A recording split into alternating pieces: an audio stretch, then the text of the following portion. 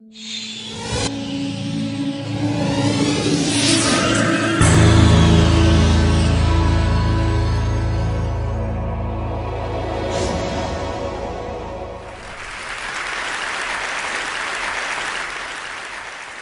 was here 4 years ago, and I remember at the time that the talks weren't put online. I think they were given to TEDsters in a box set of DVDs, which they put on their shelves, where they are now.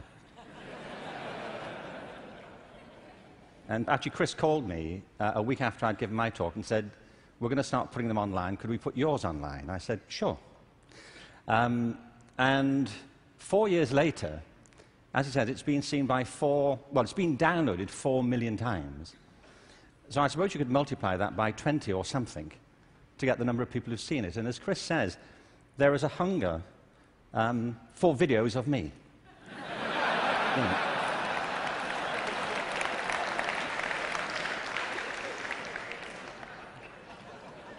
Don't you feel?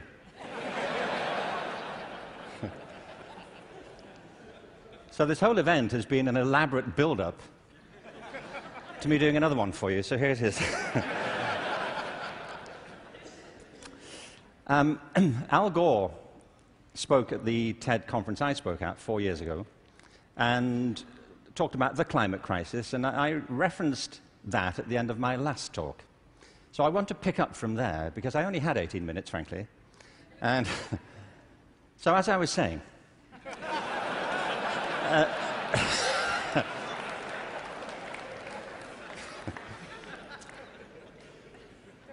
you see, he's right. I mean, there is a major climate crisis, obviously, and I think if people don't believe it, they should get out more. But I believe there's a second climate crisis, which is as severe, which has the same origins, and that we have to deal with the same urgency. And I mean by this, and you may say, by the way, look, I'm good. You know, I have one climate crisis. I don't really need a second one. But this is a crisis of not natural resources, though I believe that's true, but a crisis of human resources. I believe fundamentally, as many speakers have said during the past few days, that we make very poor use of our talents. Very many people go through their whole lives having no real sense of what their talents may be, or if they have any to speak of. I meet all kinds of people who don't think they're really good at anything. Actually, I kind of divide the world into two groups now. Jeremy Bentham, the great utilitarian philosopher, once spiked this argument. You know, he said there are two types of people in this world: those who divide the world into two types, and those who do not. Well, well, I do. And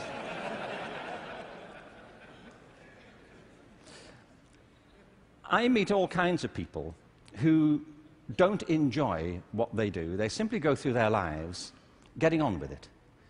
They get no great pleasure from what they do. They endure it rather than enjoy it and wait for the weekend. But I also meet people who love what they do and couldn't imagine doing anything else. If you said to them, "Don't do this anymore," they'd wonder what you were talking about. Because it isn't what they do, it's who they are. They say, "But this is me. You know, it would be foolish for me to abandon this because it speaks to my most authentic self." And it's not true of enough people. In fact, on the contrary, I think it's still true of a minority of people. And I think there are many possible explanations for it, and high among them is education. Because education, in a way, dislocates very many people from their natural talents. And human resources are like natural resources. They're often buried deep. You have to go looking for them. They're not just lying around on the surface. You have to create the circumstances where they show themselves. And you might imagine education would be the way that happens, but too often it's not. Every education system in the world is being reformed at the moment, and it's not enough. Reform is no use anymore, because that's simply improving a broken model. What we need, and the word's been used many times during the course of the past few days, is not evolution, but a revolution in education. This has to be transformed into something else.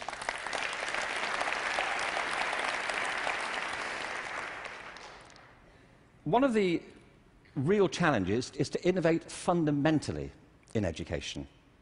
Innovation is hard because it means doing something that people don't find very easy for the most part. It means challenging what we take for granted, things that we think are obvious. The great problem for reform or transformation is the tyranny of common sense.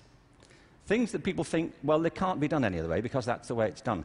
I came across a great quote recently from Abraham Lincoln, who I thought you'd be pleased to have quoted at this point. He said this in December 1862 to the second annual meeting of Congress. I ought to explain that I have no idea what was happening at the time. We don't teach American history in Britain. We suppress it. You know, this is our policy, so... So no doubt something fascinating was happening in December 1862, which the Americans among us will be aware of. But he said this: the dogmas of the quiet past are inadequate to the stormy present. The occasion is piled high with difficulty, and we must rise with the occasion. I love that. Not rise to it, rise with it. As our case is new, so we must think anew and act anew. We must disenthrall ourselves, and then we shall save our country. I love that word, disenthrall. You know what he means? That there are ideas that all of us are enthralled to, which we simply take for granted as the natural order of things, the way things are. And many of our ideas have been formed not to meet the circumstances of this century, but to cope with the circumstances of previous centuries. But our minds are still hypnotized by them, and we have to disenthrall ourselves of some of them. Now, doing this is easier said than done. It's very hard to know, by the way, what it is you take for granted. And the reason is that you take it for granted. So let me ask you something you may take for granted. How many of you here are over the age of 25? That's not what I think you take for granted. I'm sure you're familiar with that already. But are there any people here under the age of 25? Great. Now, those over 25, could you put your hands up if you're wearing a wristwatch? Now, that's a great deal of us, isn't it? Ask a room full of teenagers the same thing. Teenagers do not wear wristwatches. I don't mean they can't or they're not allowed to. They just often choose not to. And the reason is, you see, that we were brought up in a pre-digital culture, those of us over 25, and so for us, if you want to know the time, you have to wear something to tell it. Kids now live in a world which is digitized, and the time for them is everywhere. They see no reason to do this. And by the way, you don't need to do it either. It's just that you've always done it, and you carry on doing it. My daughter never wears a watch. My daughter Kate, who's 20, she doesn't see the point. You know, as she says, you know, like, it's a single-function device. You know, like... like, how lame is that? You know, and I say, no, it tells the date as well. You know, it has multiple functions. But you see, there are things we're enthralled to in education. Let me give you a couple of examples. One of them is the idea of linearity. That it starts here, and you go through a track, and if you do everything right, you will end up set for the rest of your life. Everybody who's spoken at TED has told us implicitly or sometimes explicitly a different story. That life is not linear, it's organic. We create our lives symbiotically as we explore our talents in relation to the circumstances they help to create for us. But you know, we have become obsessed with this linear narrative. And probably the pinnacle for education is getting you to college. I think we are obsessed with getting people to college. Certain sorts of college. I don't mean you shouldn't go to college, but not everybody needs to go, and not everybody needs to go now. Maybe they go later, not right away. I was up in San Francisco a while ago doing a book signing. There was this guy buying a book. He was in his 30s, and I said, "What do you do?" And he said, "I'm a fireman." And I said, "How long have you been a fireman?" He said, "Always. I've always been a fireman." And I said, "Well, when did you decide?" He said, "As a kid." He said, "Actually, it was a problem for me at school, because at school, everybody wanted to be a fireman." He said, "But I wanted to be a fireman." You know, and he said, "When I got to the senior year of school, my teachers didn't take it seriously. This one teacher didn't take it seriously." He said, "I was throwing my life away if that's all I chose to do with it. That I should go to college, I should become a professional person, I had great potential, and I was wasting my talent to do that. And he said it was humiliating because he said it in front of the whole class, and I really felt dreadful. But it's what I wanted. And as soon as I left school, I applied to the fire service, and I was accepted. And he said, you know, I was thinking about that guy recently, just a few minutes ago when you were speaking about this teacher. He said, because 6 months ago, I saved his life. He said he was in a car wreck, and I pulled him out, gave him CPR, and I saved his wife's life as well. He said, I think he thinks better of me now.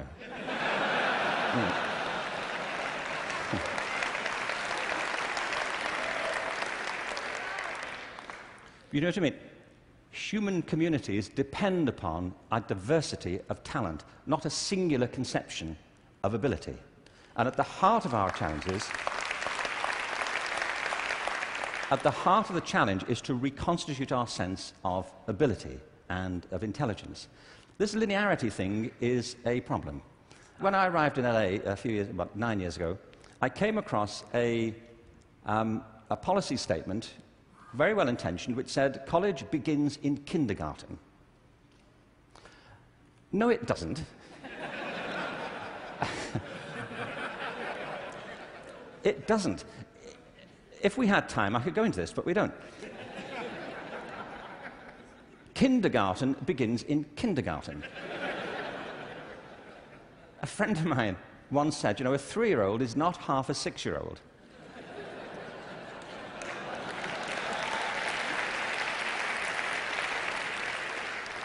They're 3. But as we just heard in this last session, there's such competition now to get into kindergarten, to get to the right kindergarten, that people are being interviewed for it at 3. Kids sitting in front of unimpressed panels, you know, with their resumes. Flicking through it, saying, what, this is it?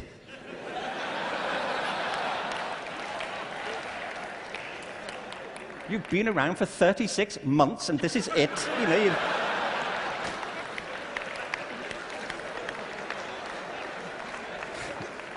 you've achieved nothing. I mean, spent the first 6 months breastfeeding, what I can say. I mean,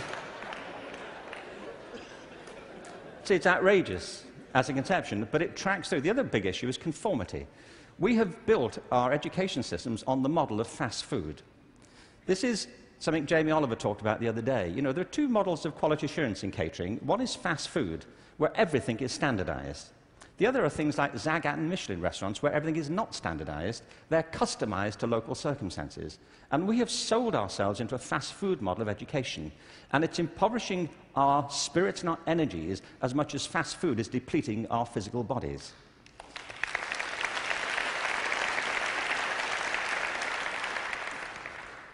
I think we have to recognize a couple of things here. One is that human talent is tremendously diverse. People have very different aptitudes. I worked out recently that I was given a guitar as a kid at about the same time that Eric Clapton got his first guitar. You know, it worked out for Eric, that's all I'm saying. You know, in a way, it did not for me. I could not get this thing to work, you know. No matter how often and how hard I blew into it, you know, it just wouldn't work. But it's not only about that, it's about passion. Often people are good at things they don't really care for. It's about passion and what excites our spirit and our energy. And if you're doing the thing that you love to do, that you're good at, time takes a different course entirely. My wife's just finished writing a novel, and I think it's a great book. But she disappears for hours on end. You know this. If you're doing something you love, an hour feels like 5 minutes. If you're doing something that doesn't resonate with your spirit, 5 minutes feels like an hour. And the reason so many people are opting out of education is because it doesn't feed their spirit. It doesn't feed their energy or their passion. So I think we have to change metaphors.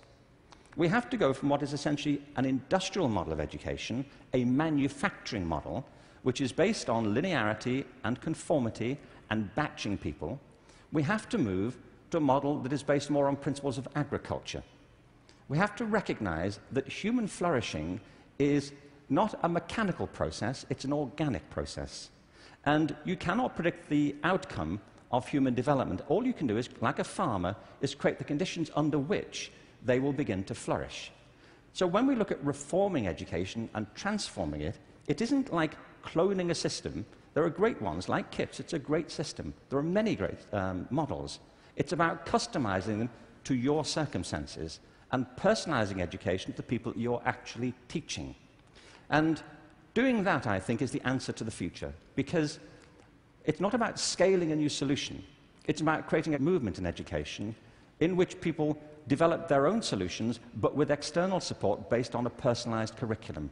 Now, in this room, there are people who represent extraordinary resources in business, in multimedia, in the internet. These technologies, combined with extraordinary talents of teachers, provide an opportunity to revolutionize education. And I urge you to get involved in it, because it's vital not just to ourselves, but to the future of our children. But we have to change from the industrial model to an agricultural model where each school can be flourishing tomorrow. That's where children experience life, or at home if that's where they choose to be educated with their families or their friends. There's been a lot of talk about dreams over the course of this few days. And I wanted just to, very quickly, I was very struck by Natalie Merchant's songs last night, recovering old poems. I wanted to read you a quick, very short poem from W.B. Yeats, who some of you may know. He wrote this to his love, Maud Gone, and he was bewailing the fact that he couldn't really give her what he thought she wanted from him. And he says, "I've got something else, but it may not be for you." He says this: "Had I the heavens embroidered cloths, enwrought with gold and silver light, of blue and the dim and the dark cloths, of night and light and the half-light, I would spread the cloths under your feet. But I, being poor, have only my dreams. I have spread my dreams under your feet. Tread softly, because you tread on my dreams. And every day, everywhere, our children spread their dreams beneath our feet. And we should tread softly." Thank you. Thank you very much. Thank you very much.